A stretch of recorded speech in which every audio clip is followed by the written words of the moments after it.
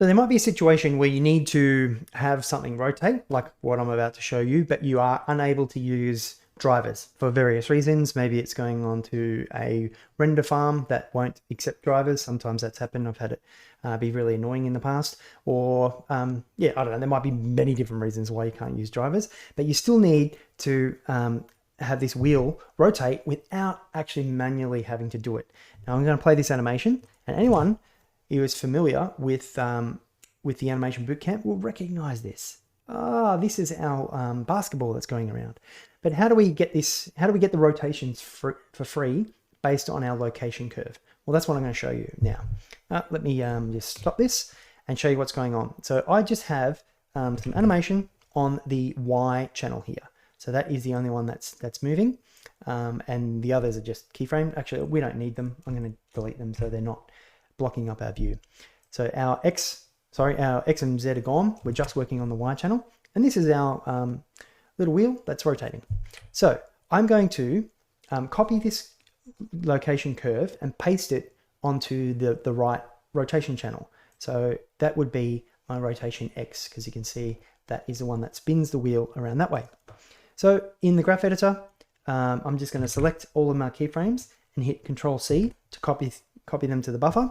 And then I need somewhere to paste them. So I'm going to insert a single keyframe on rotation X, and then make sure that I'm just going to hide the other one. So we're making sure that we're pasting in the right channel. And then I'm going to hit Control V over the graph editor to paste it there. And you can see I've got that curve pasted in there. Now, if I play my animation, it's not going to work correctly, right? It's kind of working, but it's going in the wrong direction, and it's not going fast enough. But if you know a little bit about mathematics, if we know the radius of that wheel, we're already getting the distance. This is the distance. We just need to divide it by the radius, and that is going to give us our rotations for free, almost. All right, but you'll also notice that we're spinning in the wrong direction. So we need to include a negative value in that calculation so that it flips it and makes it spin the opposite direction. So what is our radius? Well, this Z channel here, this Z dimension is our diameter, which is twice our radius. So I'm just going to click in here and copy it. And now I'm going to use a calculator, so just calculator, only so that I can copy it to the buffer. So I'm going to paste that value in there and divide it by 2. So this is the value of my radius. I'm going to copy that, so it's saved into my buffer, and then I can use it. Inside my graph editor, I can scale around the 2D cursor and scale that curve along the y-axis, which is going to fix what I need fixing. But I need to make sure that my cursor is in the right spot, because if you click over here, your 2D cursor where it crosses is in a different spot. So I can select this first key here and then hit Control G, and it's going to snap to that position. Then I'm going to select all my keys and make sure that I'm going to be scaling around my cursor. You can do that up here. You can go 2D cursor, or you can hit the period on the keyboard and choose 2D cursor. Now when I hit S and Y, let me just do that. It's scaling it along the y-axis of our graph. And you can see here, actually I can't point over there. I'll fix it in editing. You can see that that number is changing.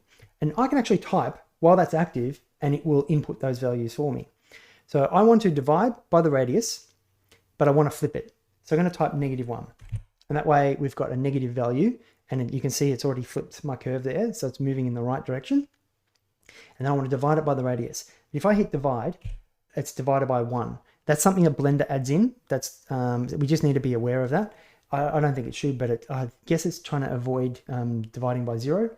But I'm just going to delete that and then paste, Control V, paste in our 0.229265. And then if I hit enter, I've actually got those rotations for free. So there we go. Watch that. It's perfect. I didn't have to watch that and keyframe over it, mess with the handles or anything. No, I didn't. I just copied, pasted it, flipped it, and divided by the radius. So let's do that all again, because I think it's worth doing it twice so that you can get ingrained. So I'm going to reset, starting with my location curve on frame 1. Copy that. Got to paste it somewhere. So insert a single keyframe on the rotation X, and then just paste that. My mouse is over the graph editor, paste. Right, now we need to divide by the radius, and also flip the value. So make sure that we include a negative value to make it go the opposite direction. So I'm still got my cursor in here, but if we didn't, let's just do this, Control G to snap my cursor there, select everything, choose 2D cursor, then scale Y, -1 divided by, oh, watch out for our silly divided by 1, paste our value here, enter. Boom, there we go. Magic.